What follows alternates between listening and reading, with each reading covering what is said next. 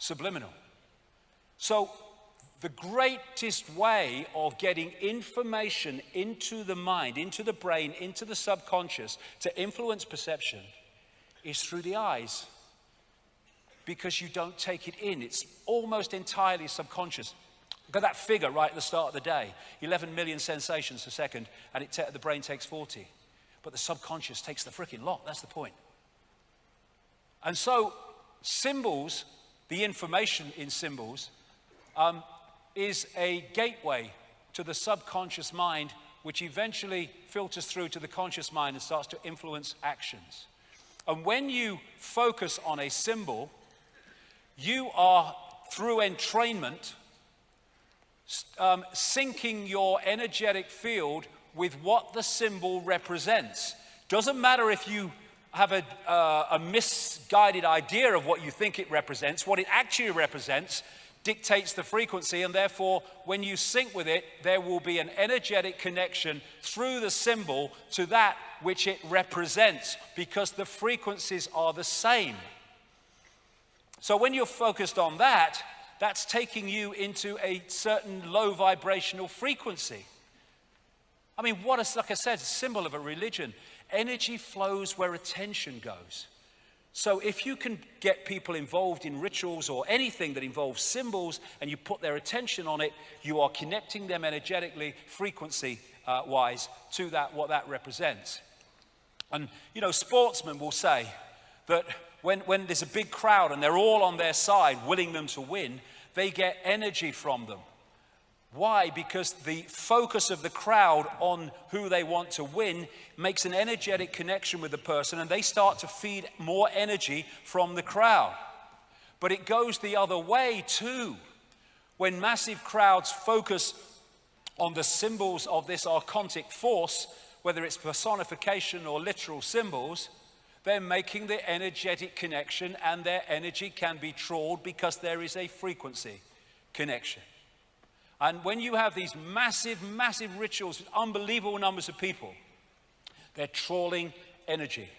Go to a football match with a massively powerful atmosphere, and the hairs on the back of your neck stand up. Why? Because of the electromagnetic field generated by the crowd. That electromagnetic field en masse is what these people trawl. When you go to like Mecca and they're focusing on this, and we'll come to what that is shortly, what that represents is creating a frequency connection through what that represents to what that actually is. When they focus on Mecca, they're focusing on that Kaaba cube, and there are consequences energetically for that. When you have a satanic stage show and the crowd, the kids are focused on it, what it's doing is locking them into that frequency. Entrainment. So there's so many ways that we are fed off in that way. And symbols is a massive way. Of course, the eye is a universal symbol of this network. There you see the eye on the necklace of the mysteries. It goes way, way back. In banking and politics, in church, in state, you see it. This is thousands of years old, found in Ecuador.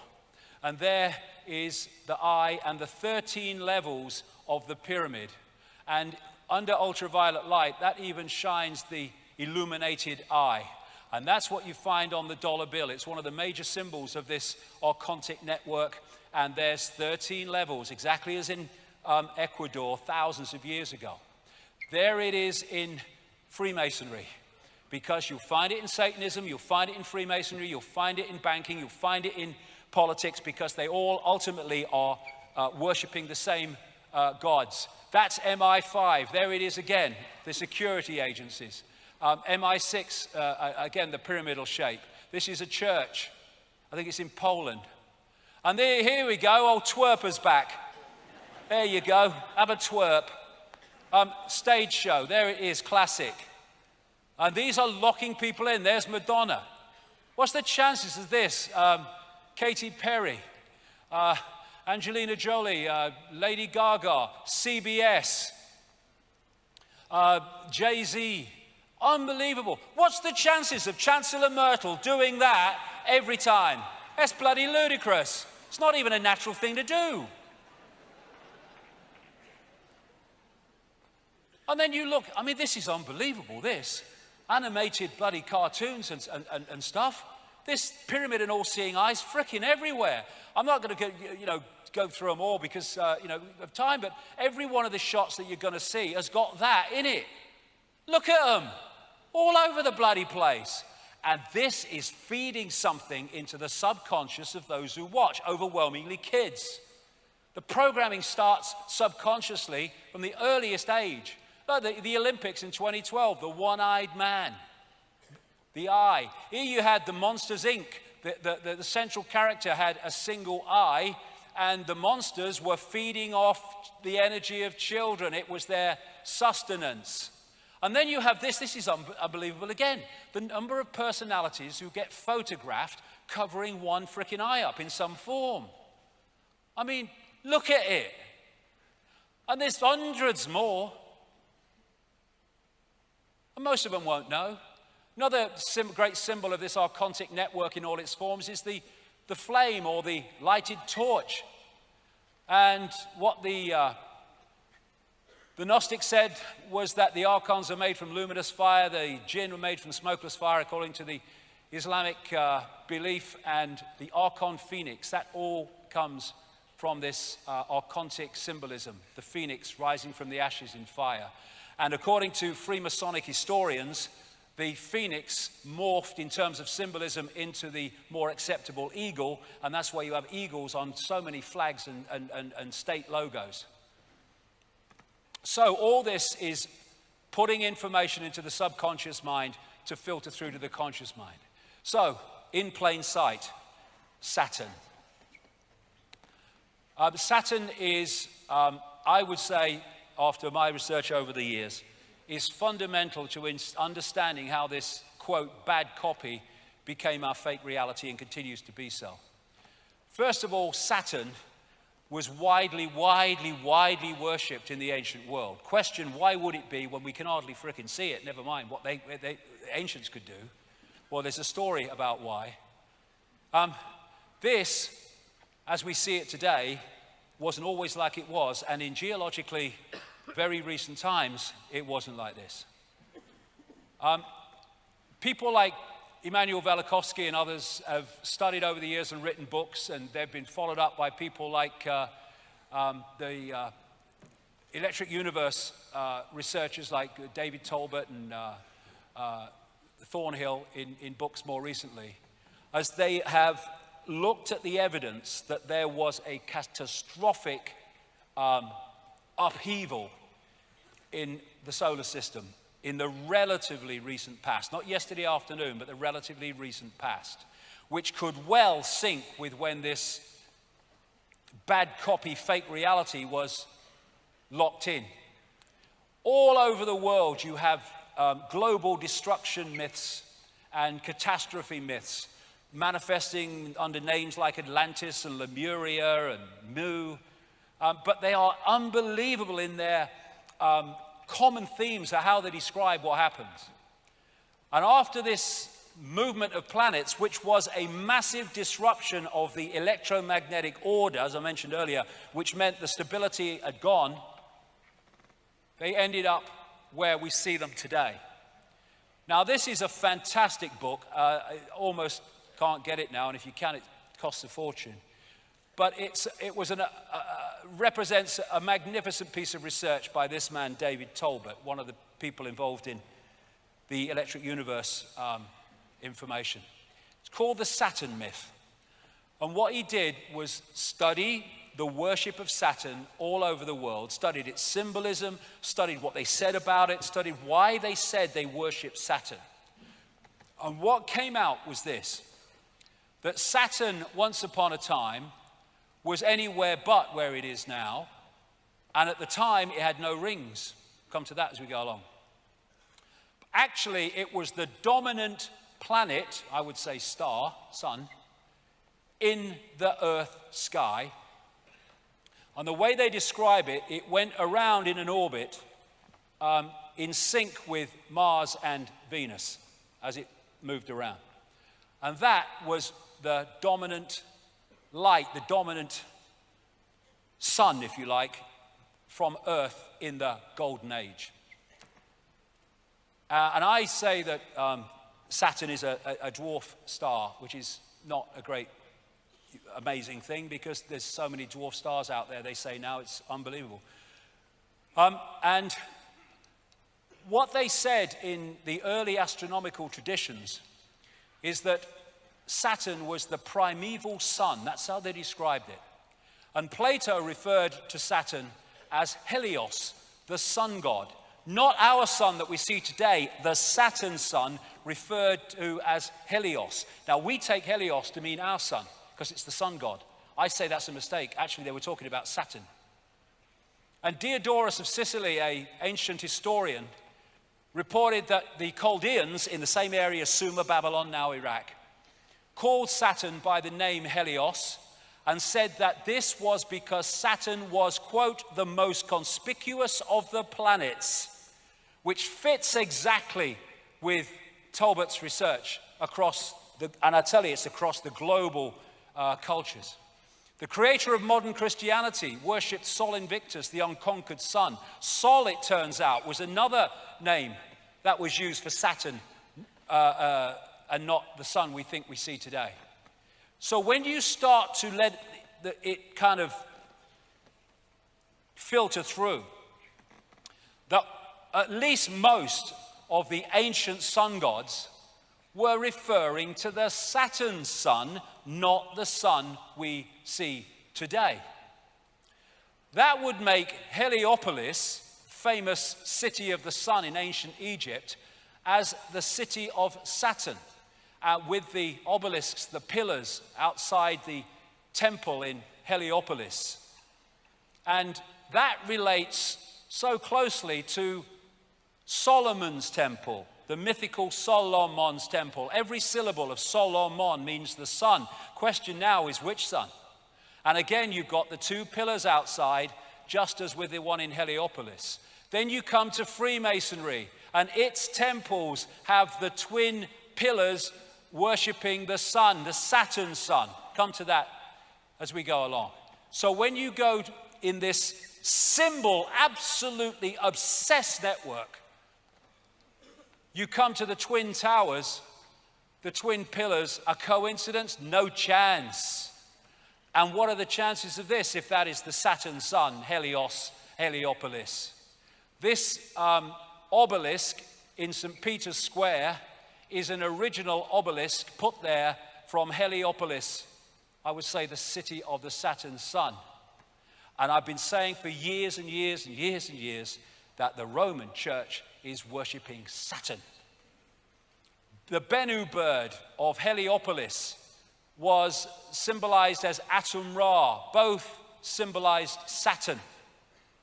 And the Bennu bird became the phoenix, which became the eagle, as Freemasonic historians talk about. They worship Saturn as the old sun, the dark lord, and the lord of the rings. Later, Satanism is Saturnism. And it's also symbolized as an eye. Now, what Talbot concluded from reading all these accounts of what happened to Saturn was this, that during these catastrophes, this is a quote from his book, the subject of the global creation legend, the global catastrophe legend, is a spectacular cosmic event actually witnessed by the ancients. Massive quantities of cosmic debris exploded from Saturn, clouding the heavens and eventually congealing into a vast band around the planet. Now, the band is described, like he said, as around the planet. However, what is described is the reflection onto that band of the sun we have today, made it seem from Earth as if there was only part of it, like a beard. And as the day moved on and the sun's angle moved, it's described as appearing that this band went around Saturn, as I'll explain. Now, this is one of Saturn's moons, and I only put this up here because it shows this light behind it. Now, the source of this light is not the same as I'm talking about, but it just gives a feel today, looking at that angle of that Saturn moon, of what it must have looked like in the way they described from Earth. This band, this luminous band. And what they said is, as the sun moved round its angle in relation to Saturn, it appeared from Earth that this was moving around the around Saturn. But that became the main symbol because that appears to be what it looked like for most of the Earth day at that time. And so you see symbols relating to that all over the ancient world, which Talbot came up with. Let's just go further forward here. I'll come to something else. There's loads of them with the band and the disk Saturn. Loads of them like this, with symbolizes the horns with the planet, the sun in the middle of it. And Lord of the Rings was a name given to Saturn. And here you see in the movie, you see the same symbol and the eye of Sauron, the reptilian eye, as the source of power. They're using it now in Apple products as well. Here you have the man who started a satanic secret society in Germany called the Brotherhood of Saturn. And these are Saturn symbols, and there you see the round circle with the dot in the middle and the horns. Now, that round circle with a dot in the middle is said today still to have been an ancient symbol of the sun. Well, there's nothing, when you look at our sun, to use a symbol like that to symbolize it. But you look at that symbol in relation to what Talbot's saying, and it's very obvious what it was symbolizing. You had an unbelievably Saturn-esque stage show done at the Super Bowl in 2012 by Madonna with the luminous, fiery eye again. And there is Saturn with the crescent between the Twin Towers in the Mother Lodge of Freemasonry in Great Queen Street in London. You look at the symbol of Islam, and it can be interpreted as the star and the crescent that was used in the ancient world. These laurel leaves symbols are very much in sympathy with that. This, of course, is the United Nations with the world as a target, very appropriate, and that is the symbol of the Windsors, the royal family, the Windsors royal family. That's, of course, an American great what do you call it? There's the flying disc, again, a Saturn symbol. You see that on many cars and in many areas of the corporate world. And of course, in that Saturn-esque presentation, you had exactly that used in the Madonna stage show. Now, this is why Satanists worship the goat. In one form, the goat god Pan. This is Manly P. Hall, Secret Teachings of All Ages, who is one of the major Freemasonic historians over the years.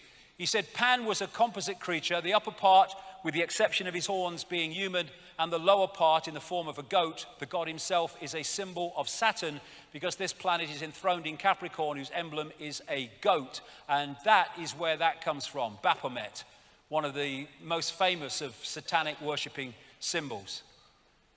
And you see them on this ring. Is Baphomet on Beyonce. She's dressed, Lady Gaga, as Baphomet. And there is Baroness Philippine de Rothschild with Baphomet massively round her neck. I am staggered, I don't believe it. The owl is Saturn, the owl of Bohemian Grove. Apis or Apis, the Egyptian Saturn god, the bull god, the god of Saturn. And that's where you get the golden calf and all that stuff. And again, you've got the money system symbolized as the bull as well. Now, I said earlier that numbers are just digital expressions of frequency waveform information fields. This is called the magic square of Saturn, and it's also the magic square of Freemasonry, of course. And why it's magic is whatever way you go and you add those numbers up, they come to 15. Don't matter which way you go. Now, in numerology, you add the numbers until you get a single number. So 15 in numerology is 666. 666. And that represents the energy frequency of Saturn, which I'll come to. Now, this is the sigil of Saturn, and they get it by drawing between the squares of the magic square from 1 to 2, 2 to 3, 3 to 4.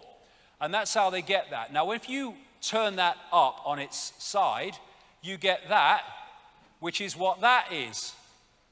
The most obvious symbol of Freemasonry, because they're worshipping Saturn, which is an expression of this archontic fake reality. That is the symbol of Balmoral, the Scottish home of the royal family. Exactly the same, the sigil of Saturn. This is an ancient symbol of Saturn, the six-pointed star, the Star of David. It's not, they just hijacked that. It's a symbol of Saturn going way, way back. And this is where the name Rothschild came from. They had a red version of the six-pointed star on their house in Frankfurt, where the Rothschild dynasty came out of. And in German, red shield is Rothschild. The very name Rothschild comes from a symbol of Saturn. And they then took it and put it on their fiefdom of Israel. Saturn. Same with many law enforcement symbols. There it is as an ancient depiction of Saturn, six-pointed star and the moons.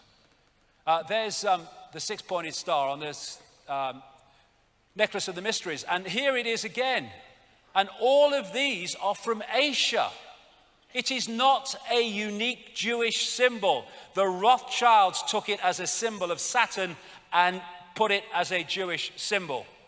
No one is more manipulated by the Rothschilds than the Jewish people of the world. No one.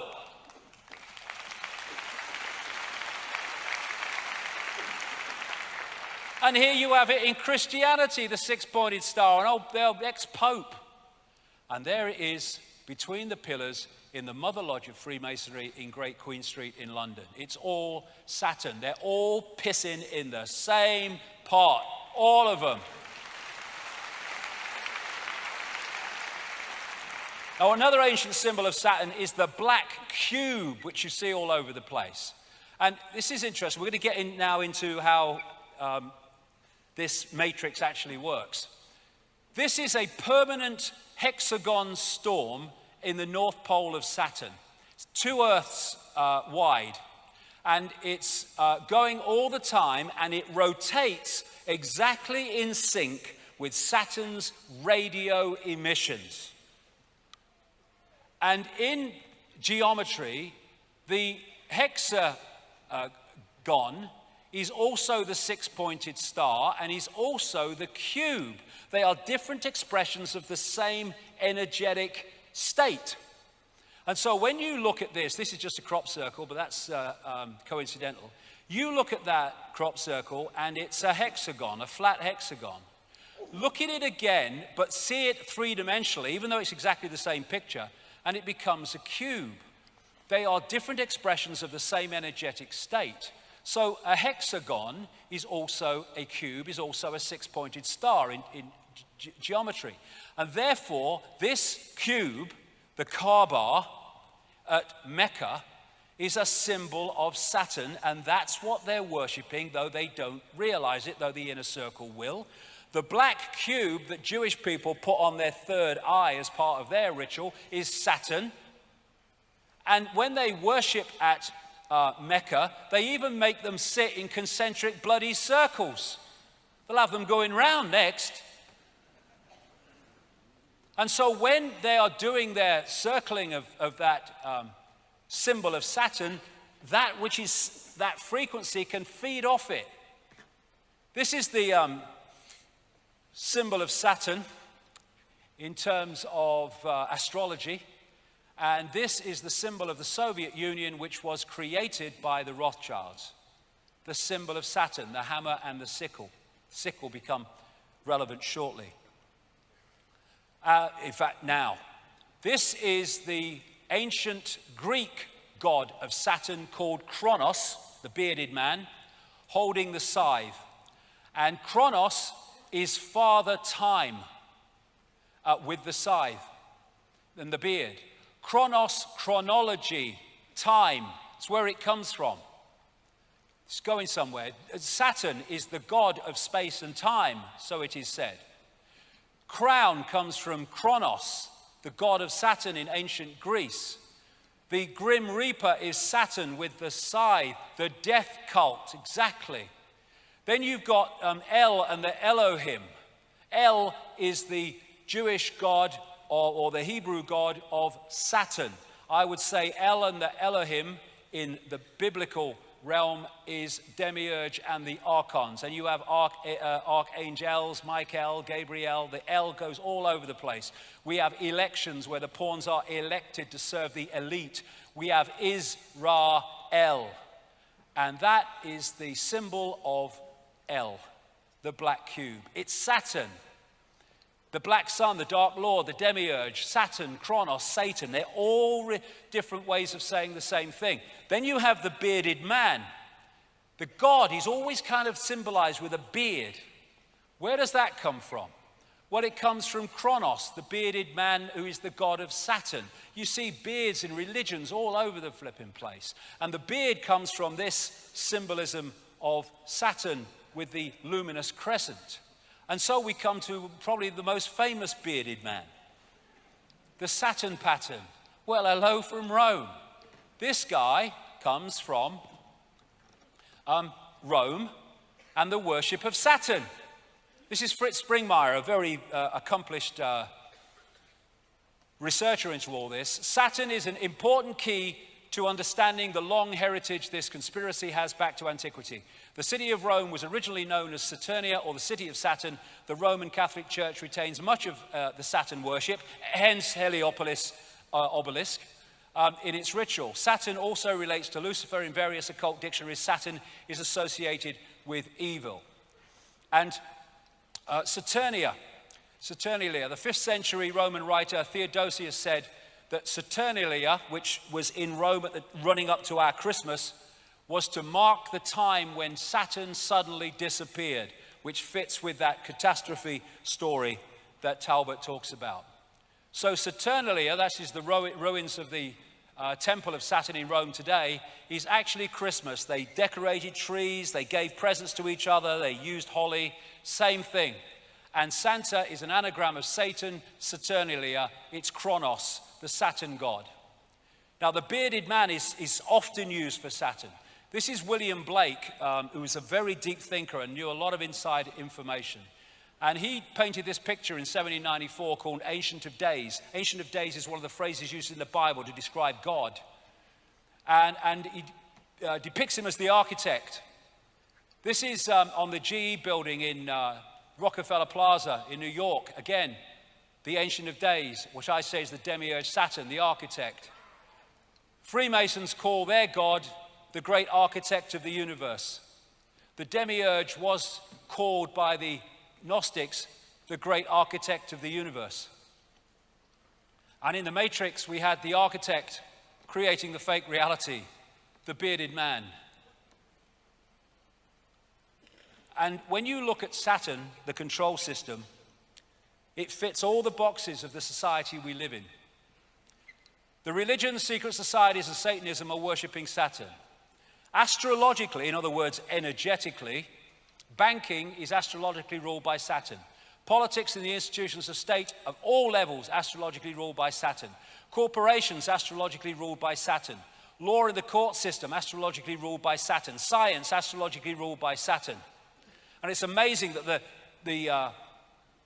the left side of the brain and the traits of it, and the Saturnian traits and the reptilian brain traits are remarkably the same. So all these different parts of the human institutions of society are Saturn's little helpers. The vast majority not knowing, the inner circle absolutely knowing. All this court symbolism and religious symbolism and the headgear in education, it's all Saturn. And you see it endlessly in corporate logos. Now, Jordan Maxwell has been talking about Saturn symbolism being all over society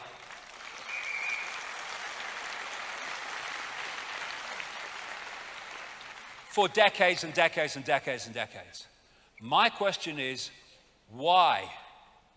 Why is Saturn symbolism everywhere? Why is it worshipped by all these people? There has to be a reason. Well, I think this is the reason after what I put together. The Saturn moon matrix. The Gnostics said of the archons, they make something appear to happen that does not actually happen. They can induce virtual reality experience. And they say of the jinn in Islamic belief, manipulate humans by creating illusions. I went into this subway station in New York a few years ago and saw this painted on the floor, and I thought, that's extraordinary. You had the eye and the ring, Saturn, and over the world was this broadcast system, basically. And it started a train of perception and research. And again, we go back, do we live in a simulation? What is the archon illusion that's given us this fake reality compared with the one that was before? What is making us decode a different reality now to the one we did before? And it seems to me that Saturn is fundamentally part of this fake matrix that we call the world, and that part of what it does is act as a firewall from the original reality so we don't decode it, just like they do in China to stop people getting great tracts of the internet. Interestingly, the Gnostics say the outermost planetary sphere or archon of the matrix, I say, was Saturn. Beyond that was Leviathan, a snake swallowing its own tail called the Ouroboros. Souls had to pass through this to reach paradise. There was another esoteric concept called the ring pass not. And this is a point where while you remain in the illusion of duality, you can't progress beyond it, called the Ouroboros, the snake swallowing its tail. And there on that Saturn symbol, you see the Ouroboros in the Mother Lodge of Freemasonry, exactly what the Gnostics described. And within that reality is what we call time, the great controlling mechanism, Chronos, and Saturn, the god of time and space. Now, coming from Saturn is a particular frequency, and it's the frequency that's making that storm at the North Pole. And this is Saturn, which is recorded by NASA.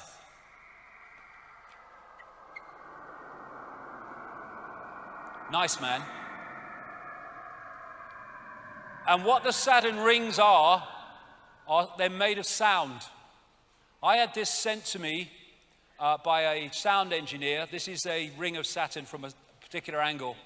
And he said, I see that every day. That is sound. And there's a thing called cymatics, which is creating patterns purely by sound, where they put kind of particles on a metal plate, and then they play sound across, and the sound, which is an information source, makes the patterns move into a certain sequence. And as the sound changes, the pattern, the sequence, the symbol changes.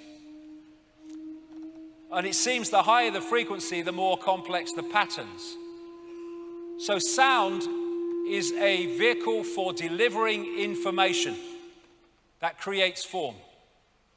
And this is a cymatic symbol, the six-pointed star, created purely by a particular sound. And that's what that is, and that's why it rotates exactly with the radio frequencies of Saturn. This is a standing sound wave, and it's an eye storm at the south pole of Saturn, which is permanently going round, and will do so while the sound coming from Saturn is that sound and that frequency. There's a standing wave, looks like an eye, done in a studio. This is the standing wave of rings done in a studio, just like Saturn. It's all sound. Now, these symbols here, I got off the internet, and what it is, they're playing through really fast. You can't see what the symbols are, but when you freeze frame them, what they are, they're reacting to sound. And when you freeze frame them, suddenly you see the symbols that are appearing very fast, but you can't see with the naked eye. There's a six-pointed star in one of them. There's a hexagon. And so a symbol is an expression of a sound, and a sound is an expression of a symbol. So all these symbols and this magic square numerologically of the magic square of Saturn are all representations of the frequency of Saturn, and when they interact with our subconscious, they're locking us into the frequency of Saturn from all over the place. A sound wave creates a symbol, and a symbol generates a sound wave, although we won't be able to hear it in our range. So when you see these artistic patterns in churches and stuff, we see them as patterns, but they're actually a representation of sound frequency. So on an inaudible level, they're giving it off. And Saturn is, therefore, I suggest, a major part of the broadcasting of this fake reality, which we are decoding into a world we think is real, but is actually fake. And maybe that was the pineal gland once. And maybe now that's Saturn, which has hijacked the pineal gland. So Saturn was ringless, according to the ancients, before this great catastrophe. So where did the bloody rings come from? This man, Norman Berggren, has a long, long history. He's in his 90s now, of working in high-tech space and missiles and NASA and all the rest of it. And he wrote a book some years ago called The Ringmakers of Saturn, because when he studied pictures of the rings, he realized they were changing, and not only changing, they were being made as you looked at the pictures. This Voyager spacecraft went closest to Saturn in 1980, and then there's the Cassini craft, which arrived in 2004, and I think it's still in the area. And when he compared pictures from both of them, and then compared pictures in relation to the other, he realized that the story of Saturn was very different to the one he thought and he'd been told. He said this in his book: several years ago, a number of folks in the astronomy and physics world began to theorizing that these rings had to be much younger than the universe, perhaps only about 100 million years old. But one pair of pictures shows a change in 5 minutes. An impression is conveyed that the latest reported measurements purport to be the true ones, when in reality all might be quite nearly correct at the time of observation, but general reluctance to accept variable ring system geometry occurs because of the apparent failure to identify a physical mechanism suitable for producing recurrent change. In other words, because they can't explain why it's changing, they'll just deny it's bloody changing.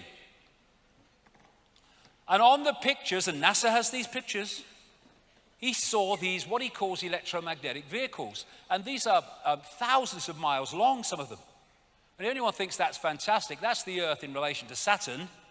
We're not talking about the same relationship to size. And there's loads of them on these pictures. These electromagnetic vehicles, he calls them, all over the place. Here's one pictured next to the rings by the Hubble telescope. Here's a few NASA pictures showing one of them apparently moving. You put the pictures together. Why have we never heard of these except through Norman Berggren? And then he found pictures where these electromagnetic vehicles went into the rings, and all this stuff was coming out of them that were making the rings as he was looking through the pictures. They're not natural. They say the water ice and stuff is in the rings. I reckon you'll probably find that there's a certain crystal in the rings that is generating the frequency. And this is from just a couple of weeks ago. The mysteries of Saturn's expanding F ring. Saturn's most distant ring is twice as bright and 3 times as wide as it was during the Voyager flybys in 1980 and 81. The great mystery of Saturn's rings, how they formed, why are they like that, we don't know. Well, maybe we do. There's this massive ring that was found in 2009, about 3.7 million miles out from Saturn, but around Saturn. Get 1 billion Earths in it. And I'm suggesting that actually that broadcast comes across to us. The Saturn matrix is a band of frequency which we are tuned to, and we think it's real. It's a virtual reality as described by the Gnostics. Now, I'm going to move on quickly because we want to run out of time, but the moon, as I've said before, is fundamentally involved in this. I read this book, Who Built the Moon? The evidence for the fact the moon is not a natural body is fantastic.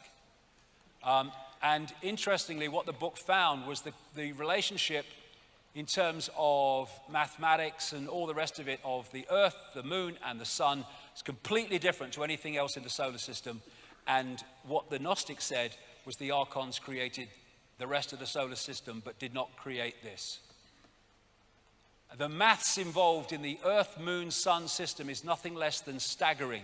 They've been put together with the accuracy of the proverbial Swiss watchmaker, the book said. That's why the moon is about the same size as the sun, almost exactly at the time of an eclipse. And the moon is perfectly placed, said this BBC documentary, to sustain life, but that's pure luck, a cosmic coincidence. I don't think it is. We never see the other side of the moon. We only see one side of it. And they say in the book, the moon is bigger than it should be, apparently older than it should be, and much lighter than in mass than it should be. It occupies an unlikely orbit and is so extraordinary that all existing explanations for its presence are fraught with difficulties, and none of them could be considered remotely watertight. They've got no idea. They first of all had the whack theory, something like a Mars-type planet whacked into the Earth and bits became the moon. That didn't work out. They had the double whack theory where it came back and had another go, and so they go on.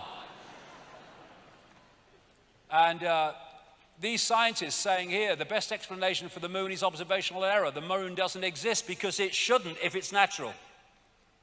It seems easier to explain the non-existence of the moon than its existence. And they've smacked the moon a number of times with massive explosions and impacts. And what's come from that is the evidence says the moon is actually hollow. This is NASA scientist, again, Gordon MacDonald. It would seem that the moon is more like a hollow than a homogeneous sphere.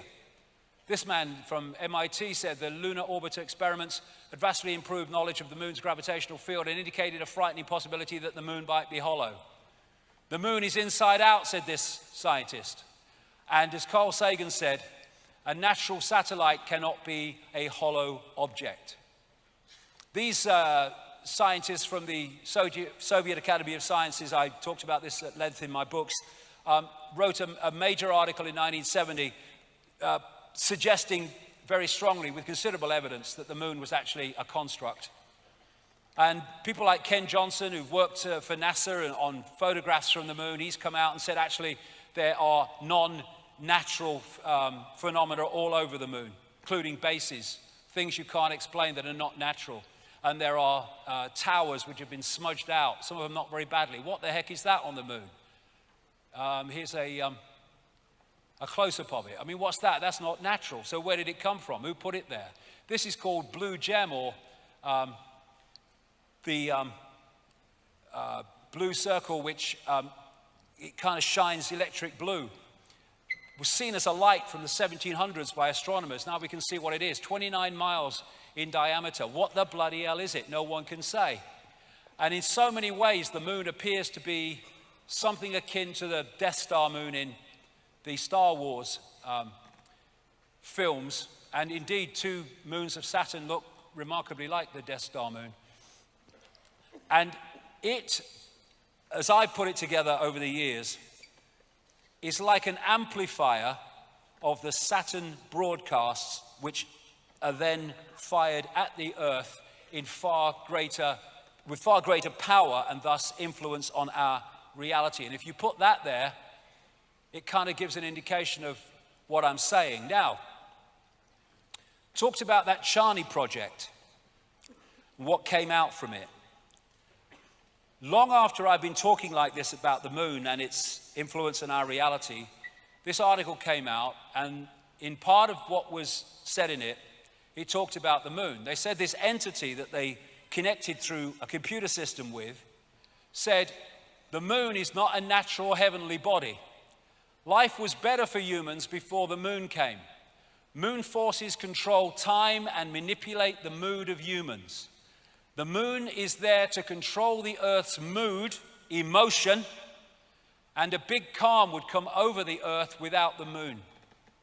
There would be only little storms, not big storms.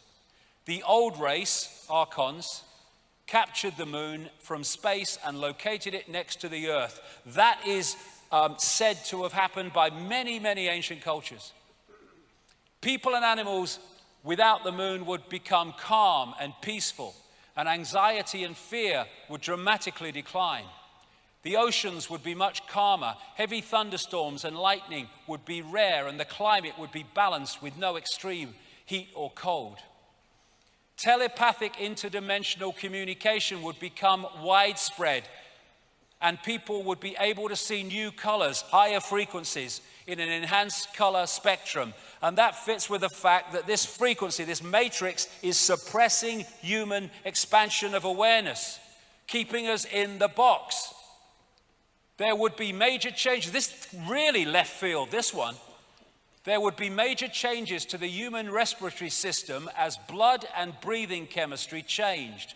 Those born after the moon's demise would be able to hold their breath underwater for hours at a time. The Saturn moon matrix.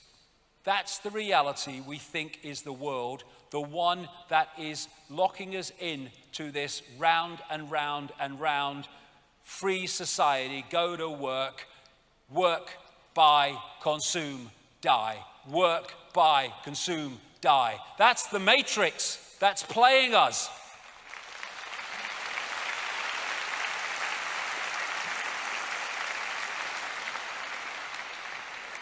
Control the energy scene, you control human perception. We are in a band of frequency. A band of frequency is the matrix, a band of frequency of information. We are blinded by the light. We look at light and we think light is like luminous, but that's just the decoded expression of an energetic frequency field that we call light. And when they talk about God saying, "Let there be light" in the Old Testament, I would suggest that's far more likely this demiurge, fake God in this Genesis description, building the matrix. Let there be light. The speed of light in the walls of the matrix. Beyond that is beyond its walls of suppression. So people are within the matrix thinking it's the world going round and round and round, being played like a violin while they think they're playing the instrument. And like a prisoner in a pitch black cell, we may never be able to see the walls of our prison. And that is the wall, I would suggest. And that's why anyone gets close to saying we can go faster than the speed of light, the scientific establishment comes down on them like a pile of bricks. Real? Is it real? Is the night sky real, or is it a planetarium? I've been thinking that since I was a kid. Well, for a start, it only exists in that form in our heads, so quite easily can be just a construct rather than what we call natural. The archontic architects of our fake reality. And so this scene from the Matrix movie is absolutely perfect if you had two words. The Saturn moon matrix is everywhere. It is all around us, even now in this very room. You can see it when you look out your window or you turn on your television. You can feel it when you go to work, when you go to church, when you pay your taxes. It is the world that has been pulled over your eyes to blind you from the truth. What truth? That you are a slave, Neo. Like everyone else, you were born into bondage, born into a prison that you cannot smell or taste or touch, a prison for your mind.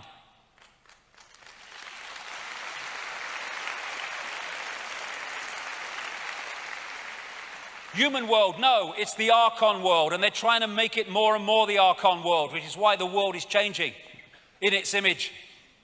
And I came across these books of Carlos Castaneda long after I was into all this stuff, and I fell off my bloody chair nearly when I read some of it. They're based on the words of a Central American shaman called Don Juan Matus. And this is what he said. We have a predator that came from the depths of the cosmos and took over the rule of our lives. Human beings are its prisoners. The predator is our Lord and Master. It has rendered us docile, helpless. If we want to protest, it suppresses our protest. If we want to act independently, it demands that we do not do so. Indeed, we are its prisoner. They took over us because we are food to them, yes, low vibrational emotional energy. And they squeeze us mercilessly because we are their sustenance. Just as we rear chickens in coops, the predators rear us in human coops, human eros. Therefore, their food is always available to them, especially if there's lots of wars. Think for a moment and tell me how you would explain the contradictions between the intelligence of man the engineer and the stupidity of his systems of belief, or the stupidity of his contradictory behavior. Sorcerers believe that the predators have given us our systems of beliefs, yes, our ideas of good and evil, yes. Our social mores, they are the ones who have set up our dreams of success or failure. They have given us covetousness, greed, and cowardice. It is the predator who makes us complacent, routinary, and egomaniacal. In order to keep us obedient and meek and weak, the predators have engaged themselves in a stupendous maneuver. Stupendous, of course, from the point of view of a fighting strategist, a horrendous maneuver from the point of those who suffer it. They gave us their mind. The predator's mind is baroque, contradictory, morose, filled with the fear of being discovered any minute now. They gave us their mind because they gave us their frequency, and we are decoding their frequency and thus becoming part of their hive mind. The hive mind, the archons, the reptilians, and the Borg in Star Trek, classic representation of the archons. All of these different groups are said to operate with a hive mind, a hive mentality. And we've been connected to it. The Borgs, they were like transhumanist type figures, exactly really in the cyborg way that the archons are described. And the Borg used to fly around in black, dark cubes. Why do humans blindly follow rules? Because they blindly follow the matrix. Don Matter said, I know that even now, even though you have never suffered hunger, you have food anxiety, which is none other than the anxiety of the predator who fears that any moment now its maneuver is going to be uncovered and food is going to be denied. Though through the mind, which is after all their mind, the predators inject into the lives of human beings whatever is convenient for them, and they ensure in this manner a degree of security to act as a buffer against their fear. Sorcerers of ancient Mexico reasoned that man must have been a complete being at one point, with stupendous insights, avatar society, feats of awareness that are mythological legends nowadays. And then everything seems to disappear and we have now a sedated man. What I'm saying is that we have against us is not a simple predator. It is very smart and organized. It follows a methodical system to render us useless. Man, the magical being that he's destined to be, is no longer magical. He is an average piece of meat. There are no more dreams for man than the dreams of an animal who is being raised to be a piece of meat, trite, conventional, imbecilic. And what they've done, because of our superior creative potential and expansion of consciousness potential, they have, although they are inferior to that in terms of potential because they are a distortion, they have reduced our, or that of the vast majority of humanity, to a lower level of awareness than they have. And thus this fits the situation perfectly. In the kingdom of the blind, the one-eyed man is king. We are the blind. The archons are the one-eyed king. But when we become the two-eyed, third-eyed, true consciousness that we are, game fricking over.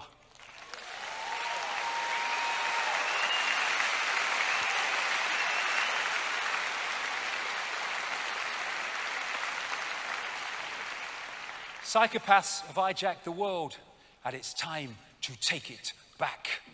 I have no power is what the Matrix keeps telling us, and what the agents of the Matrix keep telling us. You have to look to authority. We have the power. Awakened, we have the power, and humanity is awakening.